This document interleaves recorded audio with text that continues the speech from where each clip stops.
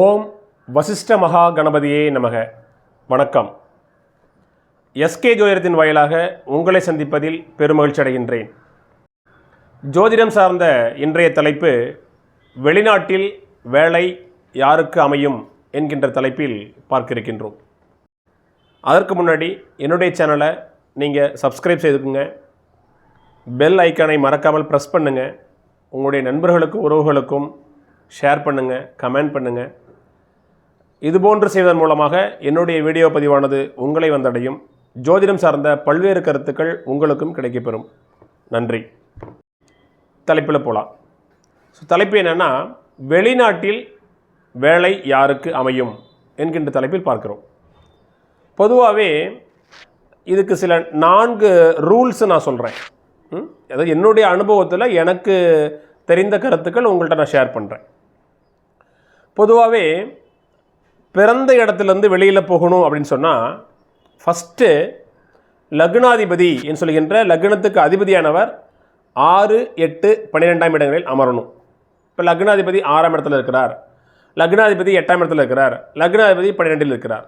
இது ஒரு கான்செப்ட். அப்போ லக்னாதிபதி 6, 8, 12இல் அமையும் பொழுது அவர்களுக்கு பிறந்த இடத்துலேருந்து வெளியில் போகின்ற ஒரு சூழல் ஏற்படும். அதேமாதிரி 5ஆம் பாவாதிபதியும் பார்த்துக்கணும். ஏன்னா பூர்வீகம் இல்லையா, பூர்வ புண்ணிய ஸ்தானாதிபதி பூர்வீக 5ஆம் இடம். அந்த 5ஆம் பாவாதிபதியும் 6, 8, 12இல் இருக்கும் பொழுது பிறந்த இடத்துலேருந்து வெளியில் செல்லணும் அப்படிங்கிற ஒரு அமைப்பு இருக்கும். இது ஃபஸ்ட்டு. 2வது ரூல் என்னென்னா, 6, 8, 12ஆம் பாவ அதிபதிகளுடைய தசாபுத்தி நடப்பில் இருக்கணும். இது 2வது ரூல். 6, 8, 12ஆம் பாவாதிபதியினுடைய தசாபுத்திகள் நடப்பில் இருக்கணும். அப்போ 6ஆம் பாவாதிபதி தசையோ 8ஆம் பாவாதிபதி தசையோ அல்லது 12ஆம் இடத்தினுடைய தசை நடத்தும் பொழுது அவர்களுக்கு வெளிநாடு செல்வதற்கான வாய்ப்புகள் அமையும். இது செகண்ட். தேர்டு என்ன ரூல் சொல்கிறேன்னா, 3ஆம் விதி, 8ஆம் பாவாதிபதியினுடைய பார்வை லக்னாதிபதி கிடைக்கும் பொழுது அல்லது 8ஆம் பாவாதிபதி லக்னாதிபதி கூட இணைந்து அந்த தசை வரும் பொழுது அல்லது 12ஆம் பாவாதிபதியினுடைய இணைவு லக்னாதிபதிக்கோ அல்லது லக்னாதிபதியினுடைய இணைவு 12ஆம் அதிபதிக்கு கிடைத்து தசை நடத்தும் பொழுது நிச்சயமாக அவர்கள் வெளிநாடு செல்வதற்கு உண்டான வாய்ப்புகள் இருக்குது. இப்படி நம்ம சொல்லிகிட்டு இருக்கலாம். ஃபர்ஸ்ட் என்ன சொன்னேன், லக்னாதிபதியும் பூர்வ புண்ணிய ஸ்தானாதிபதி சொல்கின்ற 5ஆம் பாவாதிபதியும் 6, 8, 12இல் இருக்கணும். லக்னாதிபதி 6, 8, 12இல் இருக்கணும். பூர்வ புண்ணியமும் 6, 8, 12இல் இருக்கணும். இருந்தால் வெளிநாட்டிற்கான வாய்ப்புகள், அதாவது பிறந்த இடத்துல இருந்து வெளியில் செல்வதற்கான வாய்ப்புகள் அதிகம். இது ஒரு ரூல். 2வது என்ன சொன்னோன்னா, 6, 8, 12ஆம் பாவ அதிபதிகளுடைய தசாபுத்தி, அட்டமாதிபதி தசை நடத்தும் பொழுது, 12ஆம் பாவாதிபதி தசை நடத்தும் பொழுது, அல்லது 6ஆம் பாவாதிபதி தசை நடத்தும் பொழுது, அல்லது 6, 8, 12இல் அமர்ந்த கிரகங்களின் தசை நடத்தும் பொழுது. இப்போ 6ஆம் இடத்துல ஒரு கிரகம் இருந்து தசை நடத்துதுன்னு சொன்னால் நிச்சயமாக அது 12ஆம் இடத்தை பார்க்கும். அப்படிங்கிற அடிப்படையில் 6ஆம் பாவாதிபதியோ 8ஆம் பாவாதிபதி 12ஆம் பாவாதிபதியோட தசாபதியில் நடக்கும் பொழுது நிச்சயமாக அவர்கள் வெளிநாடு செல்வதற்கு உண்டான சூழ்நிலைகள் அமையும். சரிங்களா? அதே மாதிரி இன்னொரு ரூல் சொன்னேன், 6, 8, 12ஆம் பாவாதிபதிகளுடைய தொடர்பு லக்னத்துக்கு இருக்கணும், லக்னத்துக்கும் லக்னாதிபதிக்கும் இருக்கணும். அப்பொழுதும் அவர்கள் வெளிநாடு செல்வதற்கு உண்டான வாய்ப்புகள் இருக்குது அப்படின்னு நம்ம சொல்லலாம். இது என்னுடைய அனுபவம். இப்போ இதுக்கு ஒரு 3 உதாரண ஜாதகம் சொல்கிறேன். சரிங்களா? 3 உதாரண ஜாதகம். ஒன்று, என்கிட்ட வந்த ஒரு ஜோதிடம் பார்க்க வந்த ஒரு நபருடைய ஜாதகம் இது. அவர் 20/6/1995 20/6/1995 பிறந்திருக்கிறாரு. விடியற் காலம் வரை 5:30க்கு பிறந்திருக்கிறார். சென்னையில் பிறந்திருக்கிறார். 20/6/95 ஏர்லி மார்னிங் 5:30 சென்னை. உத்திரட்டாதி நட்சத்திரம் 1ஆம் பாதத்தில் பிறந்திருக்கிறார். மீன ராசி, ரிஷப லக்னத்தில் பிறந்திருக்கிறார். சரிங்களா? சரி. இப்போ இவங்களுக்கு பார்த்தீங்கன்னு சொன்னால், உத்திரட்டாதி நட்சத்திரம் சனி பகவான நட்சத்திரம் நமக்கு தெரியும். சனி திசை முடிஞ்சிருச்சு, புதன் திசை இப்போ போயிட்டுருக்கு. சரிங்களா? சனி திசையினுடைய இருப்பு பார்த்தீங்கன்னா 16 வருஷம் 12 நாள் சனி திசை முடிஞ்சு இப்போ புதன் மகா திசை போயிட்டுருக்கு. புதன் திசையில் குரு புத்தி இப்போ போயிட்டுருக்கு.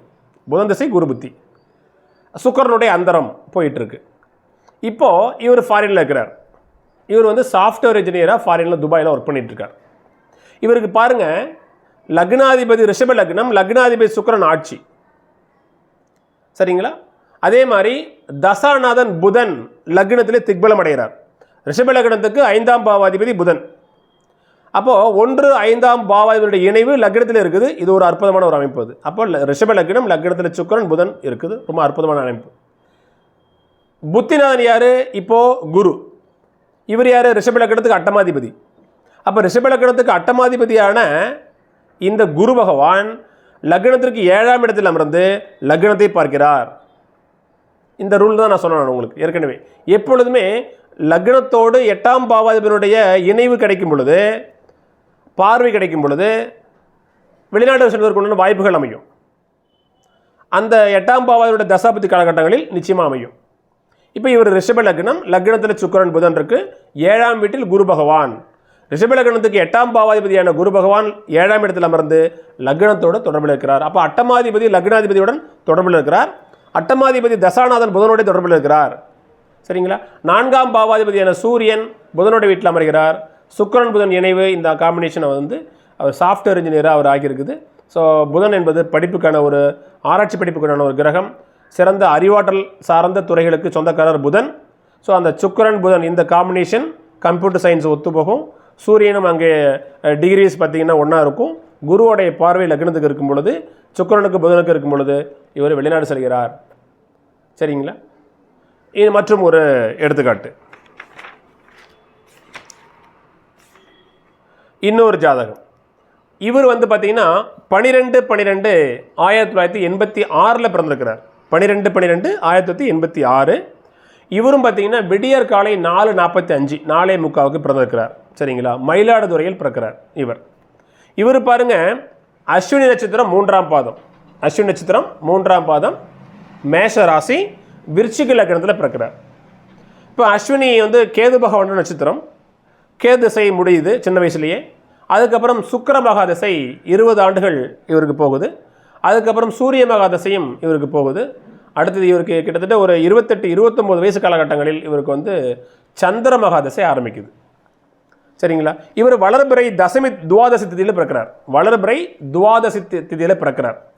சரிங்களா? இன்னும் ஒரு திரியோதசி, சதுர்தசி, அடுத்து பௌர்ணமி. அப்போ பௌர்ணமிக்கு ஒரு 2 நாட்கள் தான் இருக்குது. அப்போ முழு வளர்பிறை நிலையில் தான் அந்த சந்திரன் இருக்கிறார். தற்போதைக்கு அவருக்கு நடக்கிற தசை பார்த்தீங்கன்னா சந்திர மகாதசை. சரிங்களா? அப்போது கிட்டத்தட்ட ஒரு 2025 வரலும் நடக்கும். இன்னும் ஒரு 1 இயர், நெக்ஸ்ட் இயர் ஜூலை மாதம் வரணும் இந்த சந்திர மகாதசை நடக்கும். நான் என்ன சொல்கிறேன்னு பாருங்கள், நான் சொன்ன விதி ஒத்துவதுதான் பாருங்களேன். விருச்சிக லக்னம் இப்போ நடக்கிற கடந்த 10 ஆண்டுகளாக, கடந்த 9 ஆண்டுகளாக இவருக்கு நடக்கிற தசை பார்த்தீங்கன்னா சந்திர மகாதசை. அப்போ விருச்சிக லக்னம், லக்னாதிபதியான செவ்வாய் 4ஆம் இடத்துல கேந்திரத்தில் இருக்கிறார். நடப்பு தசாபுத்தி எது? சந்திரன். இது வளர்பிறை சந்திரன். அப்போ வளர்பிறை சந்திரனாக இருக்கும் பொழுது விருச்சிக லக்னத்துக்கு அவரே பாக்கியாதிபதியாக செயல்படுவார். அப்போ பாக்கியாதிபதியான சந்திரன் 6ஆம் வீட்டில் அமர்ந்து 12ஆம் இடத்தை பார்க்கிறார். 12ஆம் பாவாதிபதி சுக்கிரன் 12ல் இருக்கிறார். விருச்சிக லக்னம், 12ஆம் பாவாதிபதி சுக்கிரன் 12ஆம் இடத்துல ஆட்சி. அப்போ வெளிநாடு சம்பந்தமான யோகங்கள் இருக்குது. 12ஆம் இடம் ஆட்சி. தசாநாதன் யார்? சந்திரன். அது 6ஆம் வீட்டில் அமர்ந்து சுக்கிரனை பார்க்கிறார். 12ஆம் பாவாதிபதியான சுக்கிரனும் தசாநாதன் சந்திரனை பார்க்கிறார். அப்போ சந்திரன் சுக்கிரனுடைய பார்வை, சுக்கிரன் சந்திரனுடைய பார்வை, சந்திர தசை ஆரம்பித்தோன்னே இவரை வெளிநாடு போயிட்டார். நான் ஏற்கனவே சொன்ன மாதிரி தான். சரிங்களா? அதாவது ஒரு பாக்கியாதிபதியோட தசாபுத்திகள் அல்லது லக்ன சுபருடைய தசாபுத்திகள் 12ஆம் இடங்களோடோ 8ஆம் இடங்களோடோ 6ஆம் இடத்தோடு தொடர்பில் இருக்கும் பொழுது, 6, 8, 12ஆம் இடங்களோடு தசாநாதன் தசை நடத்துகின்ற கிரகம் இணைவு பார்வை பெறும் பொழுது வெளிநாடு செல்வதற்கு உண்டான வாய்ப்புகள் இருக்குதுன்னு சொன்னேன். இவர் சந்திர திசை ஆரம்பிச்சது, சூரிய திசை வரணும், இங்கே தான் இருந்தார். சந்திர திசை ஆரம்பிச்சது, இவர் வெளிநாடு போயிட்டார். அப்போ கடந்த 9, 8, 9 ஆண்டுகளாகவே இவர் வெளிநாடுகளில் வாழ்கிறார். நல்ல சம்பாத்திரத்தில் இருக்கிறார். சரிங்களா? இப்போ இவர் விருச்சிக லக்னம், லக்னாதிபதி செவ்வாய். லக்னாதிபதி செவ்வாய் 4ஆம் இடத்தில் இருந்தாலும் கூட 12ஆம் பாவாதிபதி ஆட்சி பெற்று நடப்பு தசை யோக தசை. அவர் 6ஆம் வீட்டில் அமர்ந்து தசை நடத்துகிறார். அப்போ தசை நடத்துகின்ற கிரகம் சந்திரன் 12ஆம் இடத்தோடு தொடர்பில் இருக்கிறார். 12ஆம் பாவாதிபதியும் தசாநாதனோடு தொடர்பில் இருக்கின்றார். இப்போ இந்த 6, 8, 12ஆம் இடனுடைய இணைவு காம்பினேஷன் வரும் பொழுது நிச்சயமாக அவர்களுக்கு வெளிநாட்டில் சென்று வேலை மூலமாக நிறைய பொருள் ஈட்டுகின்ற ஒரு சூழ்நிலைகள் ஏற்படுத்துவோம். சரிங்களா? ஸோ மற்றும் ஒரு எடுத்துக்காட்டு சொல்லலாம். இப்போ இவர் பிறந்தது எங்கன்னா இன்னொரு எடுத்துக்காட்டு 22/7/1992. 22/7/1992 மாலை 5:15 பிறந்திருக்கிறார். மாலை 5:15. சரிங்களா? இவர் வந்து அஸ்வினி நட்சத்திரம் 1ஆம் பாதத்தில் பிறக்கிறார். மேஷராசி தனுசு லக்னத்தில் பிறக்கிறார். சரிங்களா? அஸ்வினி நட்சத்திரம் 1ஆம் பாதம், மேஷராசி தனுசு லக்னம். நமக்கு தெரியும் அஸ்வினி கேதுவோட நட்சத்திரம். கேதுவோட தசையில் தான் இவர் பிறக்கிறார். கேது தசை 7 வருஷம், கிட்டத்தட்ட ஒரு 5 ஆண்டுகள் இருப்பு இருக்குது. அதனை அடுத்து 20 ஆண்டுகள் சுக்கிர மகாதசை நடக்குது இவருக்கு. தனுசு லக்னத்துக்கு சுக்கிரன் யார்? சத்துருக்காரகன்.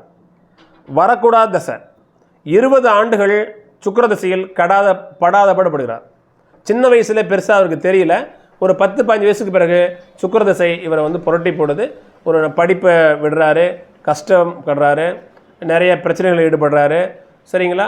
அப்போ கிட்டத்தட்ட ஒரு 24-25 வயசு வரலும் இவர் அந்த சுக்கிர தசையில் மாட்டுறார். சரிங்களா? அதனை எடுத்து வருகின்ற தசை அது சூரிய மகாதசை. தனுசு லக்னத்துக்கு சூரியன் யார்? யோகாதிபதி. யோகத்தை செய்ய வேண்டிய சூரியன் லக்னத்துக்கு 8ஆம் இடத்தில் மறைந்து லக்னத்துக்கு 2ஆம் இடத்திலிருந்து சனியினுடைய பார்வை சூரியன் கிடக்கும் பொழுது சூரிய தசை நல்லா இல்லை. சரிங்களா? ஸோ தனுசு லக்னத்துக்கு யோகாதிபதியான சூரியனுடைய தசை வருது. 24 வயசில் வருது. 24லேருந்து 30 வயசு வரலும் சூரிய மகாதசை நடக்குது. இந்த சூரியன் யார்? தனுசு லக்னத்துக்கு யோகத்தையும் நன்மை செய்ய கடமைப்பட்டவர் சூரியன். ஆனால் சூரியன் இங்கே எப்படி இருக்கிற ஜாதகத்தில் கெட்டு போயிட்டார். 9ஆம் பாவாதிபதி சூரியன் லக்னத்துக்கு 8ஆம் வீட்டில் அமர்ந்து மறைந்து இந்த தனுசு லக்னத்திற்கு ஆகாத சனியினுடைய பார்வையை பெற்று சூரியன் கெட்டு போகிறார். சரிங்களா? அதே சமயத்தில் அந்த சூரிய தசை தான் கல்யாணத்துக்கு உண்டான தசை இல்லையா? அப்போ 7ஆம் பாவாதிபதியான புதன் 8ஆம் வீட்டில் மறைகிறார். 6ஆம் பாவாதிபதியான சுக்கிரனும் 8ஆம் வீட்டில் மறைகிறார். அப்போ இந்த சூரியன் கூட 6 கூடிய சுக்கிரன், 7 கூடிய புதன், 2 பாவ கிரகங்கள் சூரியனுடைய இணைந்து சனியினுடைய பார்வையில் இருக்குது. அப்போ இந்த சனியினுடைய பார்வை சூரியனையும் கெடுத்து, புதனையும் கெடுத்து, சுக்கிரனையும் கெடுத்து, சூரிய திசை காலகட்டங்களில் திருமண வாழ்க்கையும் கெடுத்து, தான் விரும்பிய பொண்ணை கல்யாணம் பண்ணி குடும்ப வாழ்க்கையில் பிரச்சனையை உண்டு பண்ணி போட்டு ஒரு வழி சின்ன பெண்ணமாக்குறார் இந்த சூரிய மகாதசை. நம்ம என்ன நினச்சிட்டு இருப்போம்? தனுசு லக்னத்துக்கு சூரியன் யோகாதிபதி, பாக்கியாதிபதி, லக்ன சுபர் அப்படின்னு நினச்சிட்டு இருப்போம். ஆனால் அங்கே எப்படி இருக்குது? லக்னத்துக்கு 8ஆம் இடத்துல சூரியன் மறைந்து 6-7 சொல்கின்ற 2 பாவ லக்ன அசுபருடைய இணைவு பெற்று சனியினுடைய பார்வையில் சூரியன் கெட்டு போய் உட்காந்துக்கிறார். அப்போ சூரிய திசை இவரை சின்ன பெண்ணப்படுத்திடுச்சு. 24லேருந்து 30 வயசு வரலும் இவருக்கு ஒன்றுமே லைஃபே இல்லை. சரிங்களா? சரி, இப்போ என்ன தசை நடக்குது? இப்போ சந்திர மகாதசை. சரிங்களா? சந்திரன் யார்? அட்டமாதிபதி, 8 கூடிய கிரகம் சந்திரன். அப்போ 8 கூடிய கிரகம் எங்கே இருக்கிறாருன்னு சொன்னால் லக்னத்துக்கு 5ஆம் இடத்துல இருக்கிறார். அப்போ அட்டமாதிபதி தசை வந்துருச்சு. அட்டமாதிபதி தசை லக்னத்துக்கு 5ஆம் இடத்தில் சந்திரன் அமர்ந்து தசை நடத்துகிறார். சந்திரனுக்கு வீடு கொடுத்த கிரகம் யார்? செவ்வாய். அது லக்னத்துக்கு 6ஆம் வீட்டில் அமர்ந்து 12ஆம் இடத்தை பார்க்கிறார். அப்போ தனுசு லக்னத்திற்கு 12ஆம் பாவாதிபதி செவ்வாய் 6ஆம் வீட்டில் அமர்ந்து 6ஆம் வீட்டை பார்க்கிறார். அட்டமாதிபதி தசாநாதன் செவ்வாயோட வீட்டில் 12ஆம் பாவாதிபதியினுடைய வீட்டில் அமர்கிறார். சரிங்களா? இவர் சந்திரதசை ஆரம்பித்தோடனே சந்திரதசனுடைய சுயபுத்திலேயே வெளிநாடு கிளம்பிட்டார். சரிங்களா? இப்போ தான் கிளம்பியிருக்கிறார். போயிட்டு ஒரு 4-5 மாதம் ஆகுது. இப்போ நான் இது எதுக்கு சொல்கிறேன்னு சொன்னால், ஒரு ஜாதகத்தில் அந்த 6-8-12ஆம் இடங்கிற இணைவு தொடர்பு எப்போதும் வந்துடணும். அப்போ அவர் வெளிநாட்டில் வேலை செய்வதற்கு உண்டான வாய்ப்புகள் இருக்கும். சரிங்களா? யோகத்தை செய்ய வேண்டிய கிரகம் நன்மை செய்யலை. சந்திரனும் பாருங்கள் தேய்பிரை சந்திரன், லக்னம் அசுபர். ஆனால் அவர் 8ஆம் பாவாதிபதி, அட்டமாதிபதி. சரிங்களா? ஸோ அட்டமாதிபதி நிச்சயமாக பூர்வீக இடத்துல பிறந்த இடத்துல இருக்கும் பொழுது அந்த 8ஆம் இடத்துல தசை நடந்து நம்ம பூர்வீகத்திலேயே இருந்தோம்னா சின்ன சின்ன பிரச்சனைகள் வரும். அதனால் வெளிநாடுகளில் இருக்கும் பொழுதோ வெளி மாநிலங்களில் இருக்கும் பொழுதோ மிகப்பெரிய அளவுக்கு தொந்தரவுகளை தராது என்கின்ற அடிப்படையில் அட்டமாதிபதி தசை சந்திர தசை. சந்திரன் 5ஆம் இடத்தில் திரிகோணத்தில் அமர்கிறார். 8ஆம் பாவாதிபதி கோணங்களில் அமரக்கூடாதுங்கிற விதி இருக்குது. சரிங்களா? எப்போதுமே அட்டமாதிபதி தீய கிரகம், தீய ஆதிபத்தியம் பெற்ற கிரகம். அது கேந்திர திரிகோணங்களில் அமர்ந்து வலிமை அடையக்கூடாதுங்கிற கான்செப்ட் இருந்தாலும் கூட இந்த இடத்துல நம்மளுடைய கான்செப்ட் என்னன்னா, வெளிநாட்டு வாழ்க்கை யாருக்கு, வெளிநாடுகளில் வேலை யாருக்கு என்கின்ற அடிப்படையில் நம்ம ஆராய்ச்சி செய்யும் பொழுது ஒரு லக்னத்திற்கு 6-8-12ஆம் பாவாதிபதியினுடைய இணைவு பார்வை பெற்ற கிரகத்தினுடைய தசையோ அல்லது 6-8 பாவத்தினுடைய தசாபதியில் நடக்கும் பொழுது அவர்கள் வெளிநாட்டு செல்வார்கள் என்கின்ற அடிப்படையில் தனுசு லக்னத்திற்கு 8 கூடிய கிரகமான சந்திரனுடைய தசை நடக்கும் பொழுது அவர் வெளிநாடு போகிறார். 12ஆம் பாவாதிபதியான செவ்வாய் 12ஆம் இடத்தோடு தொடர்பில் இருக்கின்றார். லக்னாதிபதியும் பார்த்தீங்கன்னு சொன்னால் உங்களுக்கு 9ஆம் இடத்துலேருந்து லக்னத்தை பார்க்குது. அப்போ தீர்க்கமான ஆயுள் பாக்கியம் இருக்குது. லக்னாதிபதியும் தசாநாதன் சந்திரனை பார்க்கின்றார். அப்படிங்கிற அடிப்படையில் இவர் வெளிநாடு போய் சம்பாதிக்கிறார். ஆனால் சுக்கிர திசையும் சூரிய திசையும் இவரை புரட்டி போட்டுருச்சு. சரிங்களா? ஸோ அதனால் இந்த காலகட்டமானது இப்படி இருக்கின்றது. ஸோ ஒரு வெளிநாட்டில் வேலை யாருக்கு, வெளிநாடு வாழ்க்கை யாருக்கு அப்படின்னு கேட்கும் பொழுது அவர்களுக்கு நான் ஏற்கனவே சொன்னேன், இந்த 4 ரூல் வரணும். 1, லக்னாதிபதியான சுக்கிரனை எந்த லக்னமாக தான் சரி, லக்னாதிபதி 6, 8, 12 அமரணும். 5ஆம் பாவாதிபதியும் 6, 8, 12 இருந்தால் ரொம்ப நல்லது, பூரியத்துட்டு வெளில போயிடுவார்.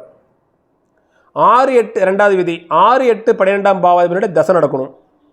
3வது விதி 6, 8, 12ஆம் பாவாதிபதியினுடைய இணைவு பெற்ற கிரகத்தினுடைய தசாபுத்திகள் நடக்கணும். 4வது ரூல் என்னன்னு சொன்னால், எந்த ஒரு கிரகம் தசை நடத்தினாலும் அந்த கிரகம் 8ஆம் இடத்தினுடைய 12ஆம் இடத்தினுடைய 6ஆம் இடத்தினுடைய கிரகத்தினுடைய நட்சத்திர சாரத்திலாவது அமர்ந்து தசை நடத்தும் பொழுது நிச்சயமாக அவர்களுக்கு வெளிநாடு சார்ந்த வாய்ப்புகள் கண்டிப்பாக உண்டு என்பதை பற்றி நாம் பார்க்கலாம். மேலும் மற்றொரு புதிய தலைப்புடன் உங்களை சந்திக்கின்றேன். நன்றி, வணக்கம். இதுவரை என்னுடைய சேனலுக்கு சப்ஸ்கிரைப் செய்து எனக்கு சப்போர்ட் பண்ண அத்தனை நல் உள்ளங்களுக்கும் நெஞ்சார்ந்த மனமார்ந்த நன்றிகளையும் வாழ்த்துக்களையும் தெரிவித்துக் கொள்கிறேன். நன்றி, வணக்கம்.